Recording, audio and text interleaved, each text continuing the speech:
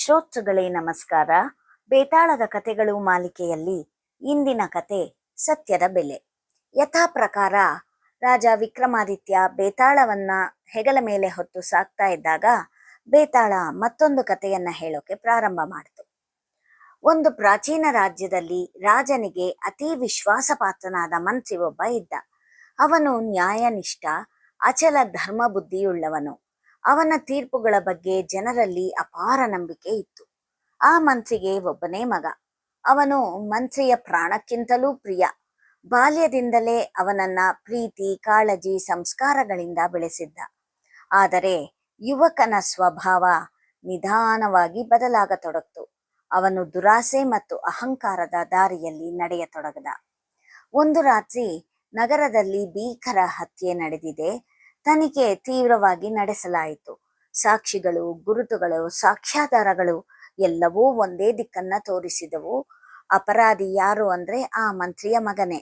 ಈ ಸತ್ಯ ಮಂತ್ರಿಯ ಕಿವಿಗೆ ಬಿದ್ದ ಕ್ಷಣ ಅವನ ಒಳಜಗತ್ತು ನಡುಗಿ ಹೋಯಿತು. ತಂದೆಯ ಹೃದಯ ಕಿರುಚಿತು, ಇದು ಸುಳ್ಳಾಗಿರಲಿ ಅಂತ. ಆದರೆ ನ್ಯಾಯಾಧೀಶನ ಮನಸ್ಸು ಹೇಳಿತು, ಸತ್ಯದಿಂದ ತಪ್ಪಿಸಿಕೊಳ್ಳಲು ಸಾಧ್ಯವಿಲ್ಲ. ಮಗನನ್ನ ಮುಂದೆ ತರಲಾಯಿತು. ಅವನು ಕಣ್ಣೀರಿನಿಂದ ಕೇಳಿದ, ತಂದೆಯೇ, ನನ್ನನ್ನು ಉಳಿಸಿ ಅಂತ. ಮಂತ್ರಿಯ ಕಣ್ಣು ತುಂಬಿತು. ಅವನ ಮನಸ್ಸಿನಲ್ಲಿ ಎರಡು ಪ್ರಬಲ ಶಕ್ತಿಗಳು, ಒಂದು ಪ್ರೀತಿ ಅಂದ್ರೆ ತಂದೆಯ ಹೃದಯ, ಮತ್ತೊಂದು ಧರ್ಮ ಅಂದ್ರೆ ನ್ಯಾಯದ ಬುದ್ಧಿ. ರಾಜ ಮೌನವಾಗಿ ಅವನ ತಲೆ ನೋಡ್ತಾ ಇದ್ದ. ನೀನು ನ್ಯಾಯದ ಪ್ರತೀಕ, ಇಂದು ನಿನ್ನ ನಿಜವಾದ ಪರೀಕ್ಷೆ ಅಂತ. ಸಭೆಯಲ್ಲಿದ್ದವರು ಉಸಿರುಗಟ್ಟಿದಂತೆ ಕಾಯ್ತಾ ಇದ್ರು. ಮಂತ್ರಿಯು ನಿಧಾನವಾಗಿ ಎದ್ದ. ಅವನ ಧ್ವನಿ ಕಂಪಿಸ್ತಾ ಇದ್ರೂ ದೃಢವಾಗಿತ್ತು. ನ್ಯಾಯದ ಮುಂದೆ ಎಲ್ಲರೂ ಸಮಾನರು, ನನ್ನ ಮಗನೂ ಸಹ. ಅವನು ಕಣ್ಣೀರು ತಡೆಯುತ್ತಾ ತನ್ನ ಮಗನಿಗೆ ನ್ಯಾಯಾನುಸಾರ ಶಿಕ್ಷೆಯನ್ನ ವಿಧಿಸಿದ. ಮಗನನ್ನು ಕರೆದೊಯ್ಯುವಾಗ ಮಂತ್ರಿಯ ಹೃದಯ ಒಡೆದಂತಾಯಿತು. ಆದರೆ ಅವನು ತನ್ನ ಸ್ಥಾನದಿಂದ ಹಿಂದೆ ಸರಿಯಲಿಲ್ಲ. ಹೀಗೆ ಕಥೆಯನ್ನು ಹೇಳಿದ ಬೇತಾಳವು ರಾಜ ವಿಕ್ರಮಾದಿತ್ಯನನ್ನ ಈ ರೀತಿ ಕೇಳಿತು, ಮಂತ್ರಿಯು ಸರಿಯಾದ ನಿರ್ಧಾರ ತೆಗೆದುಕೊಂಡನಾ ಅಥವಾ ತಂದೆಯಾಗಿ ಅವನು ತಪ್ಪು ಮಾಡಿದ್ದಾನಾ ಅಂತ.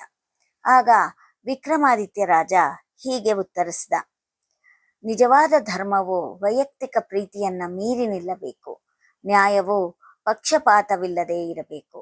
ಆದ್ದರಿಂದ ಮಂತ್ರಿಯ ನಿರ್ಧಾರವೇ ಶ್ರೇಷ್ಠ. ಅವನು ನಿಜವಾದ ಧರ್ಮವನ್ನ ಪಾಲಿಸಿದ. ಸ್ವಾರ್ಥದ ಕ್ಷಣದಲ್ಲಿ ನೈತಿಕತೆ ಅಂದರೆ ಸುಲಭದ ದಾರಿಯಲ್ಲ, ಅದು ಕಠಿಣ ಆಯ್ಕೆ. ಈ ರೀತಿ ಕಥೆಯನ್ನು ಹೇಳಿದ ಬೇತಾಳವು ರಾಜನ ಮೌನ ಭಂಗವಾದ ಕೂಡಲೇ ಮತ್ತೆ ಕೊಂಬೆಗೆ ಹೋಗಿ ನೇತಾಡತೊಡಗಿತು. ಕಥೆಯನ್ನ ಕೇಳಿದ್ದಕ್ಕಾಗಿ ನಿಮಗೆಲ್ಲ ಧನ್ಯವಾದಗಳು.